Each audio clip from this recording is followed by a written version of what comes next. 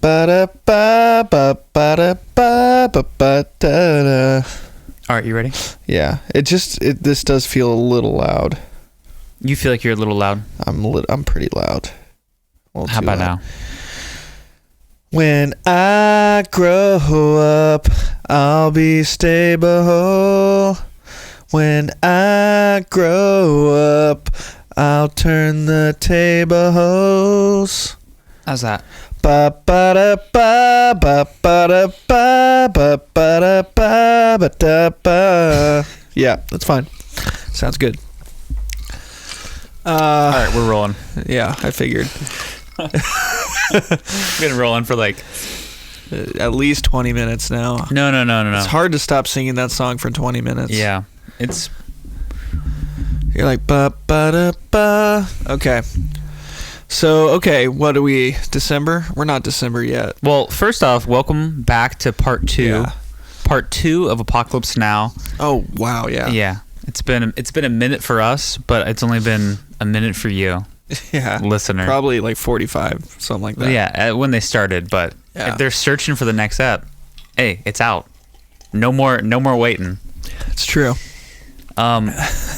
So what are your COVID plans now that winter's hitting and hangouts can't be outside? Oh, goodness. Okay.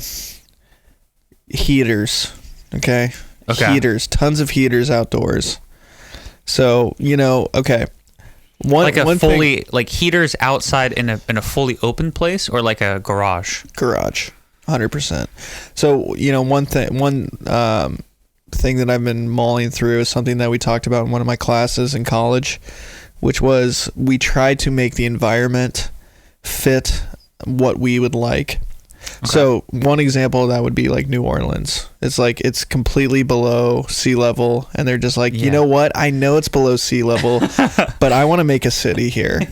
And so that's what they did. And so this is like what we're doing with COVID is like it's incredibly inconvenient, but we're going to somehow, like, no matter how bad it is, no matter how much carbon dioxide we're going to give the environment, no matter what, we're going to heat that outdoors up. Yeah. And we're going to make sure we can hang out, I've seen that. And I've heard that. And my feeling I forget the term for it, but you're supposed to, it's a thing where you make the nature like it's not terraforming. Yeah, it's not terraforming, but you essentially like see nature and you're like, I'm fixing this to fit what I want. Yeah. Well, I feel like that's a lot of decoration, because if you see like really nice houses that are decorated on Instagram or whatever, they always have elements of nature. They have plants inside, so they have nature tamed and then represented and presented in a way that's aesthetically pleasing but controlled. You don't want natural plants growing in your house like through the cement. You want them plastic. No. You want real plants, but you want them tame. You don't want like nature taking over your house. You want to tame nature and then put it in your house in the ways that it's aesthetic but yet controlled. I think that's what like humans do to nature. That's why we have gardens and like bonsai trees and that's hedges, different. things that's like totally that. Different. Okay, it's different than again making an entire city below sea level and being like, hey, let's do it. I mean, we can just try to make it happen, and then that is different. I don't know what that's called. I don't know what it's like to say, hey, this is a bad move long term. Like my house is going to be it's under below sea level. Yeah, it's going down as oceans rise. But hey, fuck it. I like the location. We're making it happen. Let's build our houses here. Yeah. I don't know what that's called. I forget what it's called too. You're saying that's kind of the same thing for what we're doing during COVID. During winter. During COVID is going. Like, okay, we don't want people inside even though it's going to happen anyway somehow. Yeah. But for like me. Like you and I. Yeah. But we're keeping 6 feet. A strong 6 feet. Not all the time. No, when we were in the car, that was a little... I have a confession to make. That was like we definitely don't keep sick. Yeah, we don't keep... But I wore my mask in the car. Yeah, and I would say I for some reason, just feel like you're safe. And... That's a bold assumption, and I appreciate it. And I feel like you're in my inner circle, where it's like, I feel comfortable enough to let you in. What I tell people is when I do this podcast... who's that close... Exactly. To me. That's exactly what I tell people. I'm like, I hang out with a choice few, and those choice few only hang out with a choice few. Exactly. But is that how it spreads? Hasn't spread to me yet. It hasn't got me either. Hasn't got me either. And I've been saying COVID from the has beginning, not gotten me yet. I will not get COVID. I don't think I'm going to get it. Do you want to place bets? Yeah, I will place a bet. Well, you work from home. Okay. And I'm healthy. Okay. And I have type O negative blood. And again, I'm going to confess this as well. Is I go to this gym. Yeah. There's quite a few people there. However, there's a bunch of canaries in the coal mine there. So like there's people that go to the gym that all get tested every single day. So they would know whether they had COVID, and they've never gotten COVID. So if they ever get COVID and they go to the gym, then they wouldn't go to the gym, but I would hear about it before even going to the gym. That's true. So I feel like I have all my, if you will, like levies up against the water. Yeah. So like I have a bunch of soldiers at each. Yeah, I have a bunch of canaries. Exactly. There's a lot of canaries. That's good. Before I go into the coal mines. Yeah. I have like multiple coal mines I go into on a weekly basis, but I have tons of canaries in there. Yes. Yeah. That's beautiful. I feel similar. And at the same time, I also just have kind of a selfish, absolutely, kind of cocky sense that I'm just not going to get it. I view myself as healthy, and I view myself also as somebody with type O negative blood, which... Is that it? Do you have that? Well, I do. I think I do too. I'm not sure. There's something about blood my types chart and COVID. I can't even find my blood type on my chart. You'll figure it out, buddy. I gotta text my doctor. I do think that there's something with blood types and COVID, and for whatever reason, the O type, O negative, seems not to be as likely to have COVID. Not saying they're immune, but less likely. Also, are they asymptomatic?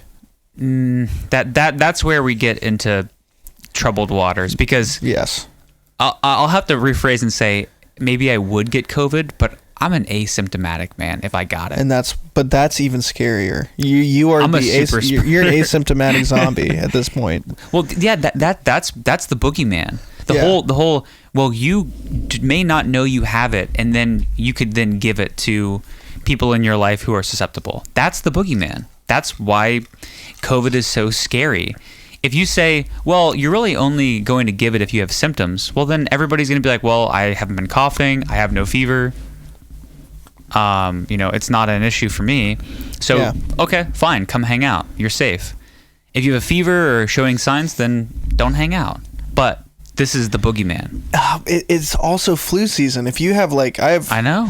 I have a stuffy nose. You can't have the flu this year. I have a stuffy nose, but I don't think it's COVID. I can taste things. I'm tasting my drink. I'm tasting what I need to taste.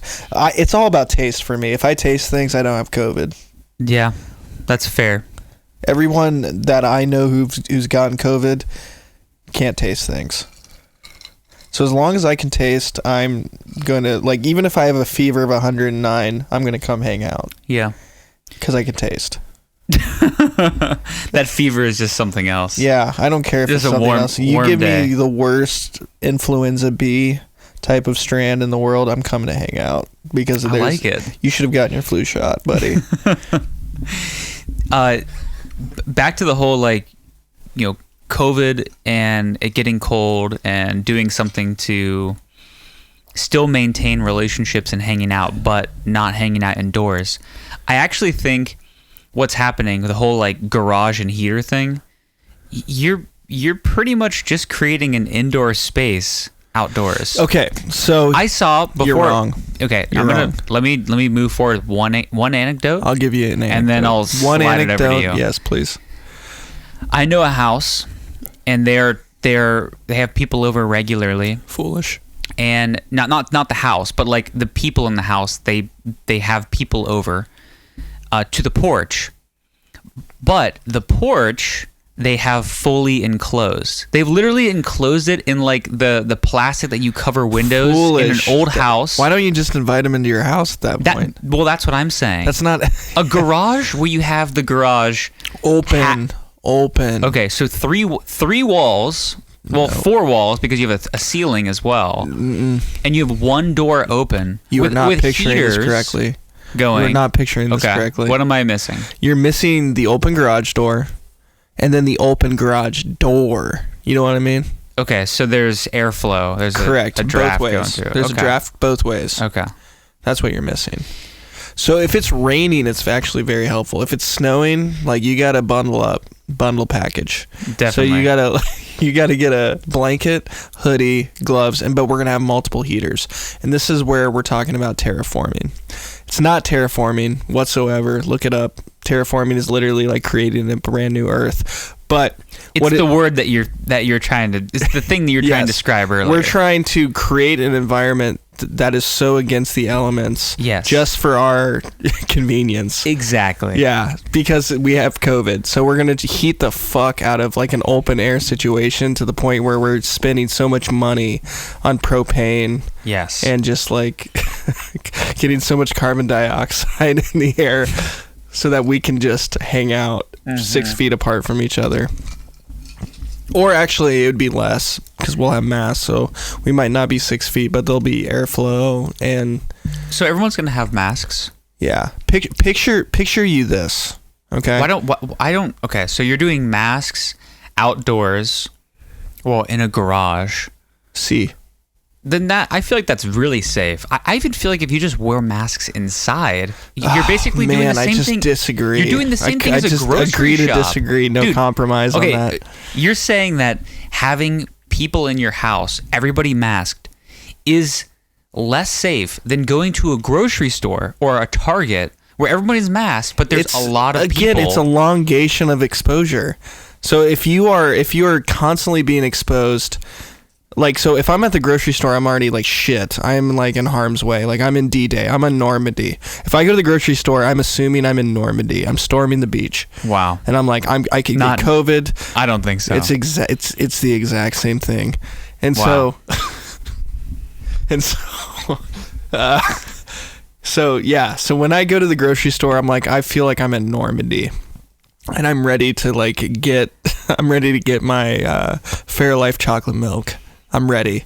And I'm storming the beach. I'm getting bagels. I'm getting there and I'm like, how do I stay away from people who completely put their masks over their mouth and not their nose? Yeah. And just people trying to rope me into the conversations that they're having on FaceTime. And so, yeah, those Kilroys. Are they Kilroys? Yeah. You ever see Kilroy? No. Kilroy is like, I think it was popular during World War II. It's a little drawing that that the U.S. Military would make. It was kind of like one of the first memes ever. It's like a little drawing where you draw 3 fingers for the hands, then you draw an eye, a nose that's long, and then another eye, then 3 more fingers, and you draw a line. So it looks like this guy's putting his fingers over a wall and like peering over, but his nose is dangling over the wall. I've seen that. That's Kilroy, and it says Kilroy was here.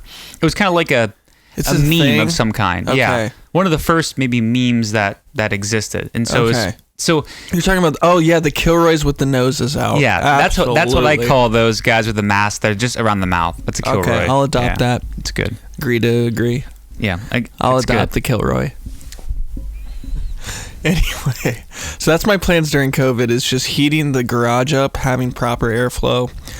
And I mean, we're going to have propane tanks like out the wazoo to make sure that there's some comfortability and then keeping it 10 people or less. Okay. Whatever the CDC says. So I don't know. I just know where we're at. We're change. Purple. We're like purple drank. Dude, it is. We are like purple. Purple. Yeah, where we're at. Oh, we're deeply purple. We're deep purple smoke on the water. Yeah, we're smoke on the water right now, dude. We're Charlie right now. Oh, we're Charlie in the bushes, big time. It's dark in Franklin County. Yeah, it's dark times. Yeah. I don't know what to expect. I honestly am turning into Colonel Kurtz the more that this quarantine COVID is happening.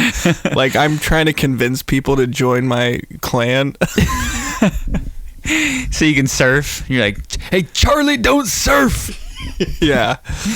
That's how I feel. I feel like Charlie Don't Surf. So you feel more like Kilgore during this quarantine or during COVID. I think a little bit. Okay, I'm more like Colonel Kurtz, where I'm just. Oh, you're Colonel. I have the heart of darkness. My bad. I was mixing. Oh, the two. okay, because I have the heart of darkness at this point. Oh, wow. I'm there. I'm totally heart of darkness. I am not. Like, I'm ready to survive, and I'm ready to convince people that just like you need to survive. I'm ready. You know, I actually think you're more like Kilgore, and here's why. Bald? Because no. So is Kurtz. Kilgore was maintaining and trying to make his home in the war, right? Fair. And that's what you're doing. You're out here with a propane tank trying to make your home. I have people COVID. coming to my house trying to assassinate me. No. And I'm convincing them to be my friends. If you really had the heart, people who have the heart of darkness are those that go maskless. Maskless? Those are people who are the real Colonel Kurtz. They have the heart of darkness. They are just saying, screw everything. I'm not trying to make a home amidst all the COVID stuff like Kilgore. I'm leading my way forward. Whoever wants to follow can follow. You know who Actually, you're right. Colonel Kurtz are people. They're the maskless people ready to get killed and then having other people usurp them. Exactly. Yeah. They're the ones blaming 5G. They're the ones who are against Bill Gates. Yeah. Like 5G, like the data, speed of data. 5G towers that emit 5G. Yeah. Have you heard about that? No. Oh my God. So the conspiracy theory is this. Shout out to everybody who's a QAnon individual. I am not, but here's what they say. Basically, 5G, symptoms of these 5G towers that are emitting this radio frequency, whatever sort of maybe radioactive or just like, I don't know what the term is, but some sort of frequency that emits from Wi-Fi or not Wi-Fi. God, I'm killing everybody who knows. But these 5G towers, cell towers, are emitting a frequency that is getting people sick. And those symptoms are... You can't have data that fast without symptoms. Coughing, nausea, lack of taste, lack of smell, things like that. And so basically, people who live close to these towers are getting cases of coronavirus. And so coronavirus doesn't exist. It's just symptoms of 5G. That's one of the theories. The other theory So Verizon is really the COVID bringer. No, you're wrong there. T-Mobile. Because Verizon isn't on 5G. It's only T-Mobile. No, Verizon AT&T. is 5G. Oh, really? Super 5G. Oh, wow. Believe me, I know. Well, I don't want to go into my personal life, but yes. I think I'm still a 4G man. I'm 3G. You're really 3G? I'm a caveman. Jesus. I'm You're like, in Plato's cave. I am. I'm literally like the guy in the mountains on 3G. Jesus. Like a fool. I want to be like... I recently, Juicy J just put out a new album. Maybe it's a mixtape. I don't know. It's on Apple Music or whatever. His Apple Music profile is hilarious looking. He's covered in bling, and then he has a satellite phone. So a massive... Oh, like with the antenna. Exactly. And a satellite phone is great because... you can use it anywhere. It uses satellites instead of, any sort of cell towers. Yeah. But they have to be a little bit large. Right. But I think having a satellite phone is it's a level of braggadocio that I just really, really like. I'll show you right now. Yeah. Braggadocio. Yeah. Can you explain that? 1917. Okay. Yeah, braggadocio. Like, it's easy to say, oh, dude, look at me. I got a really fast cell phone. That's cool. Oh, okay. But so many people have that. So Juicy J is like, I have a huge antenna like the one in the 90s, so I'm better. He's like, I have a satellite phone. Yeah. A satellite phone is like what you take to Antarctica. It's like what Lexus's Lexus cars used to have, where you pop the glove box open and then you just snap a humongous ass yes. antenna phone out of. Yeah. These are the ones that used to have you have to carry a separate briefcase, throw on, open it up, aim like a little dish into the sky, ring it up, and then it would you'll reconnect to a new satellite every Right. 30 seconds. You'll get like That- messages from AOL. Oh, I don't even think you can have that. I think it's purely just calls. It's like dee-doo, dee-doo, dee-doo. It's like, Mom, get off the phone. I'm be chatting on the with internet. I'm chatting with a girl. Yeah, I AIM, Mom. God. So that's why I think those that are in the maskless category are really Colonel Kurtz. Okay. You're Kilgore. You're Kilgore. I don't think so. I'm a Kilgore. I want to be nothing- Colonel Kurtz. I want to have the heart of darkness. You want it, but you really don't want to be that guy. The guy who was in the liquor store tonight. He had the heart of darkness. Oh my God. Yeah, there was a guy in the liquor store tonight Yeah. while we were getting Kahlua or whatever. Where we're getting Kahlua alternative. Yeah, God bless it. But we were getting the alternative to Kahlua, and there was a guy that was Colonel Kurtz, literally walking around. Like, actually, he. I have a hard time even explaining this. So he was walking around talking about how if you have the name Marshall, you were You're gay. you're gay. Yeah. And so how and then he literally came up to me, took his mask off in front of me and is like, "You agree, right?" I'm like, "I don't know what you're talking about." And he's just like, "See this guy in the store with this trippy looking mask? He thinks Marshall's the gayest name of all time." And I'm just like, "Excuse me? I don't know what's going on." He's like, "Yeah, man, this random dude even thinks Marshall's the gayest name." And I'm like, "What are you talking about?" And he just took his mask off to be like, "You do think so, right?" I'm like, "You truly, sir, have the heart of darkness." Oh, he had no shame. No shame whatsoever. Well, when he was near me, he said, "I think anybody from Massachusetts is gay." That's just a thing. If you were born in Massachusetts, you gay. That's just what it is. Yeah. And I don't know who he was FaceTiming that was so curious about this. This conversation about what determines, either a name or where you're born to be gay. Yeah. It lasted the entire time we were at the liquor store. Yeah, and he was which in total maybe 15 solitude. minutes. So again, Yeah. he came to the liquor store and actually was not looking for anything. No, he didn't have anything in his hands. Right, while I was looking for things, he was like, "Hey, you can go look. I'm just walking around." So I'm like, "So you're walking around FaceTiming somebody, you're not looking for anything in the liquor store, you're taking your mask off, and you're just trying to not give a shit? Sir, you have the heart of darkness." Oh, he truly has the heart of darkness. easily. Yeah, that's a scary creature, man. Yeah. Just like Colonel Kurtz. I could imagine what what's the main character's name again? Last name? It's Michael. Willard. Willard. I could imagine now what Willard felt as he was approaching Colonel Kurtz. That kind of character, sheesh. Right. You have to be on a different level of fearless Yeah. to be driven to take this person down and then take their position. Yeah. Could you imagine being the guy who is maskless at a liquor store? All right, so let's rambling on FaceTime. I mean, this is what we're doing. Let's call it what it is. let's okay, get let's into pretend it. We cut off last So time he- at Kilgore. Right. So, Yeah. here's what I'm saying.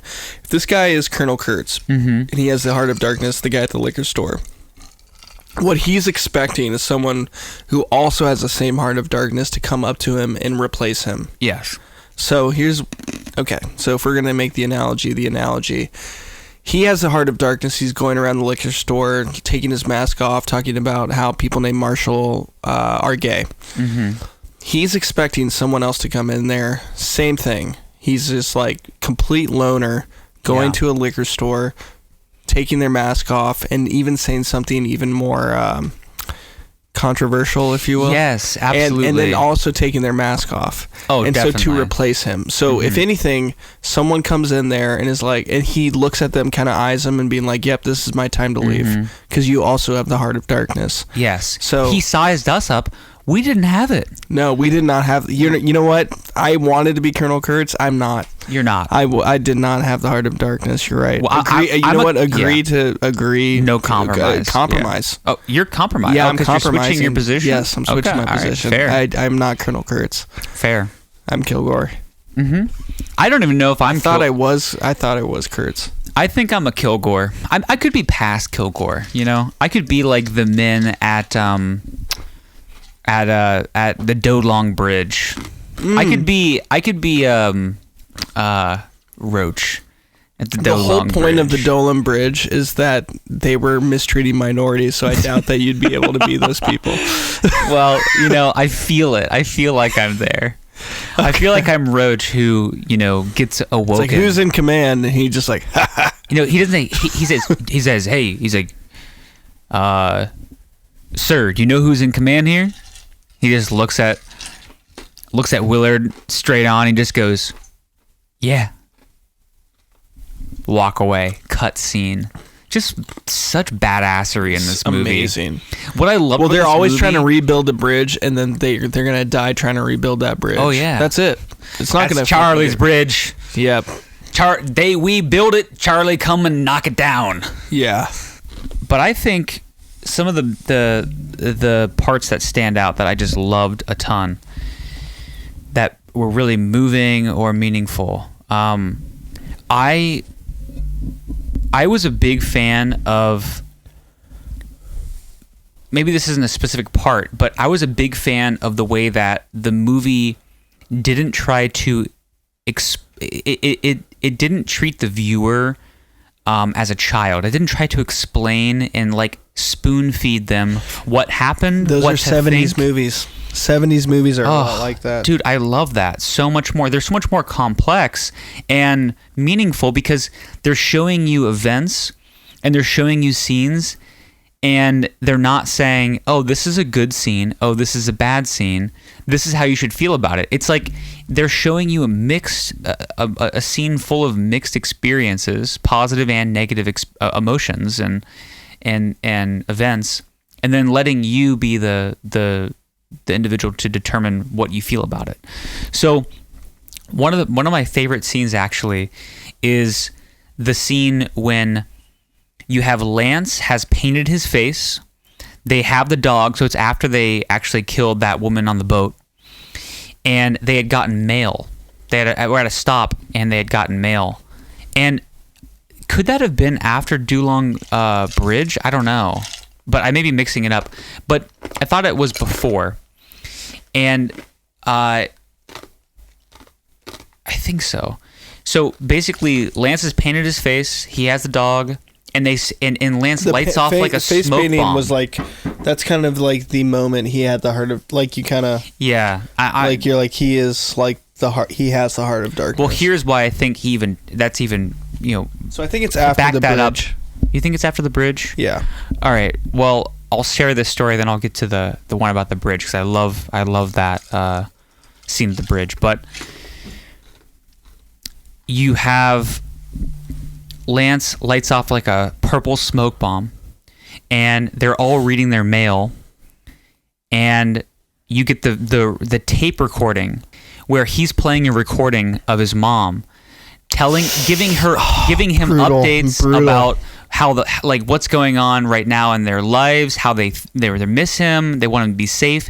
And it's during this playing of the recording that their boat gets fired upon by the Viet Cong. Yeah. And as they're attacking, Brutal. Lawrence Fishburne's character gets shot and dies.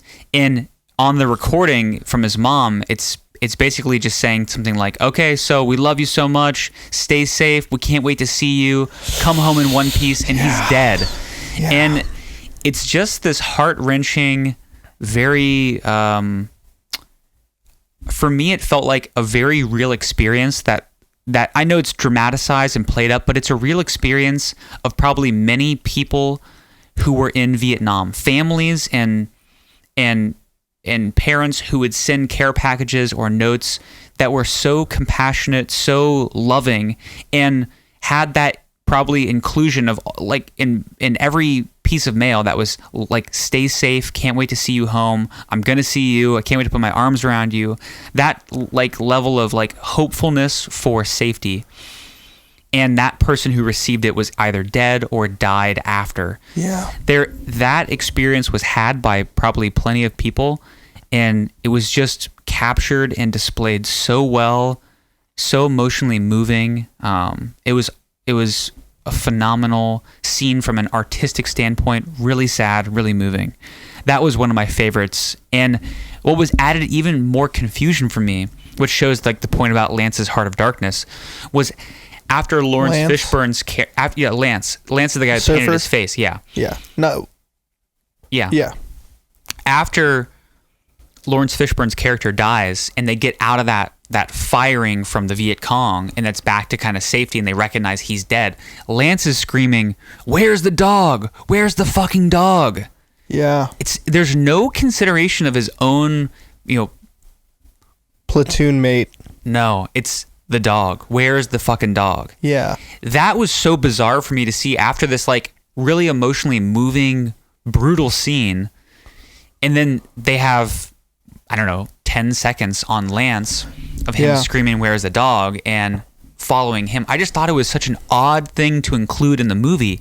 It wasn't until after I'd watched the movie, read a little bit about it, and heard some analysis that helped kind of further that point. Okay, there is that, that was kind of the moment that Lance had the Heart of Darkness. That was when he painted his face.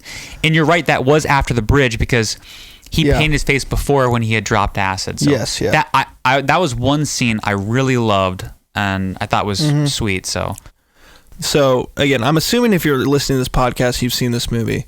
So the bowl in the Apocalypse Now Redux, or even the normal version, I don't know. The bowl is like they just filmed like a traditional Vietnamese, like Cambodian, Cambodian tradition where like they have a bowl and then they just slaughter it while it's alive, and they just are like, you know what, let's include it in the movie. And so what they did is they did a parallel cut of Kurt's. So Kurt's finally got killed by Willard. Yeah. But Kurt's like accepted it. He's like, "You have the Heart of Darkness." Yeah. And so he's like, I'll let myself get killed by you. Because again, when you reach that level, again, what the movie is communicating, when you reach that level of darkness, it just doesn't matter whether you live or die. It's not about humanity. It's not about anything else. It just doesn't. Nothing matters. So I think Kurt's recognized with Willard, he had the Heart of Darkness. So he's like, "You can take me. Like, you can take my life." And so he accepted it, got killed. But what they did is they cut that edit with the bull being slaughtered by the Cambodians in real life. And so this bull is like, going around this thing, and they're literally macheting this bull, this live bull in real life. This is not like CGI or anything. And they're cutting this head off and like macheting the crap out of it while it's alive. And they just included in the movie to parallel edit. And it was just so intense. It was very intense. Yeah. And it's hard to watch. Yeah. Well, because you want to say like, "Oh, it's fake," but man, it's so real and it's insane. Yeah. But there's art in cutting that. Yes. Between the death of Kurtz, there is something just kind of showing death, brutality. It was also symbolic maybe for like that the people that Kurtz led, they're putting this thing to death that they that they like, that is alive. It just felt symbolic in the way that it was cut. Yeah. Well, again, the bull was kind of like their figure, and finally the main figure, there you go, of their cult, if you will, because I think they even described it as a cult that Kurtz was able to form. Yeah. Got slaughtered. Yeah. But the thing is, now it's kind of like the new bull. Exactly. And so now Willard is like the new guy. And so you finally see that because he kills Kurtz. Like, he finishes his mission, but then he stays there. And all the people in Kurtz's like cult don't even like retaliate or try to hurt Willard whatsoever. So Willard kind of becomes the new Colonel Kurtz, and so that's what I think is the symbolic part of the bull. The bull is the main figure of that tradition, and it gets slaughtered. But guess what? Next year they're gonna have a new bull. Yeah. You know what I mean? And so I think Willard is finally that new bull, and there might be someone probably new to come assassinate Willard. It's kind of that rolling tradition, and then whoever has the Heart of Darkness, Willard's going to be like, "Okay, sweet, my time." Yeah, that's definitely an interesting take. Yeah. I for some reason thought that he got back on the boat, like he leaves. that the movie ends and like he goes to the boat, he and Lance get on the boat and like they head out. No, Lance. What I remember is Lance actually being there, just dancing and hanging out and being in the cult. I don't think there's they get that, on the boat. but he's leaving. There's no movement from the Cambodian people, and he's really like, in the movie Vietnamese. Yeah. But and then he's like pulling. He like pulls Lance out of the crowd to follow him, and I thought they got back on the boat. I don't remember. Okay. Well, we'll have to double check that. We'll have to get a fact checker going. Yeah. We need our own Jamie here to fact check us. We do. We need a Joel. Yeah. But I thought that was pretty freaking phenomenal. Okay, so if you had to give a rating, honestly, this movie, I don't want to be that guy to be like 10 out of 10. Right. Because I don't know if I could give any movie 10 out of 10. I don't know. Maybe I'm just like, maybe I'm being too concerned about what a 10 means. Yeah. But I would definitely go 9.5. Wow. I love the movie. It connected to a part of my soul that I hadn't had that happen when watching a movie for a long time. Yeah. There's very few movies that I've seen that just connect and move me in a deep way like this movie did. Mm-hmm. So it's definitely going to be on my rewatchable list. It's something that I'm going to revisit and want to analyze more. After finishing, I was very obsessed. I thought about it a lot. I talked to people about it a lot. I looked online at stuff. I mean, when a movie does that to you, I think that it deserves a pretty high rating. So I'm going to go 9.5. Mm-hmm. How about you? Yeah, so I, used to work in movies, and I analyzed a lot of movies in college, and I will say what it took to make this movie is insane. Yeah. It's actually, like, the production of it is insane. It's phenomenal. I think it went, like, tens of $1 million over budget. Like, wow. It was like they had a budget, and they're like, Francis Ford Coppola just wanted to make it, and he ran so over budget because he's like, we gotta finish it. Even George Lucas was actually supposed to direct it. Wow. Yeah, Star Wars guy. And they couldn't get the right budget. It was just so hard to make this movie, and Francis Ford Coppola's like, I don't care. And he even said in one of the film festivals, he's like, the jungle changes you. And he literally got changed. Like, for the director himself was like broken trying to make this movie. And so when you put all that together, I mean, I think. And you have Marlon Brando, and you have a couple other people from the Godfather series in this as well, because he directed some classic actors. Yeah, and I'm gonna have to go. I will have to say a 9. I'm gonna give it a 9 out of 10. I'm not gonna go as high as you because I think there's a couple other movies that I think are higher. That's fair. But I do think to make this movie is insane. Yeah. It's the production value of this movie is one of the craziest things. Even there's a whole movie just based on the making of this movie, of how tough it was to make this movie. Wow. And just like what they did, you can read up on what they did with Martin Sheen to like Francis Ford Coppola got him drunk in the very beginning, and he punches a mirror, and he's really bleeding, and he's really messed up, and he's actually at the very end of himself in real life. They film him. And it's just, and all the helicopter scenes and the blow up scenes, there's like just no CGI in this, man. It's just really happening. It's just so insane. Yeah. And so to think that someone could be like, I have this vision, and I'm going to just blow up everything and just like ruin people's lives to get it. It's just crazy. Yeah. And so, I mean, again, I think it's a 9 out of 10. It's just such an insane production. And yeah, like what you said, the themes like constantly need to be addressed and thought about, of just the depravity of man, and how it's so much like how war it's not just like good versus evil in war.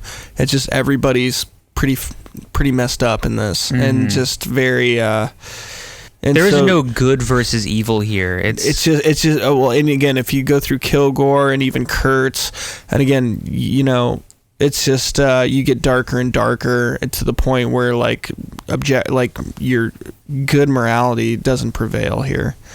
And actually the whole goal of being good at war is to have zero morality, is to have no morality whatsoever and just kill. That's kind of like what this is showing. So I think the themes and like the main point of this movie needs to be explored more and talked about more, and just how depraved people can be. Yeah. So again, I think it's a 9 out of 10. It's insane. If anybody listening to this like watches The Heart of Darkness, which is actually the movie that's based on the making of Apocalypse Now, and even reads the book The Heart of Darkness, I'd advise that to happen. It's just it's an insane movie. I don't know if I've seen or heard of anything like this being made. Yeah, I would agree. It's a phenomenal choice. Yeah. All right, well that about does it. Let's wrap her up there. Mm-hmm. Thanks for all the new subscribers, all the new plays. A lot of these listeners here aren't subscribed, so feel free to hit that button. Hit that subscribe button if you want. No pressure though. But do it. Yeah. All right, we'll catch you in the next one. All right, bye.